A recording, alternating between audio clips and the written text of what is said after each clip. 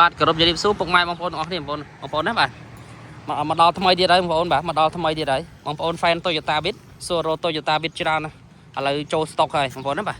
Toyota Bit ឆ្នាំ2012បាទប្រើ Smart Key ប្រភេទឡានស្អាតបងប្អូនណាឡានអត់មានបុកប៉ះអត់ក្លាប់កាត់តស្ងោរដល់ពណ៌អីទេបាទអញ្ចឹងមកមើលមួយខ្ញុំទាំងអស់គ្នាមកជុំសិនបងប្អូនបាទ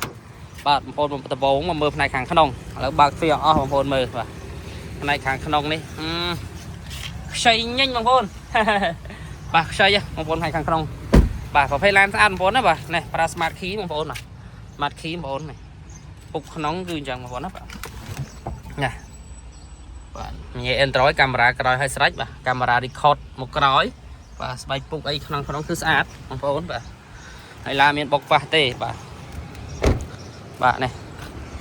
មកមើលមកខ្ញុំមកជុំបាទ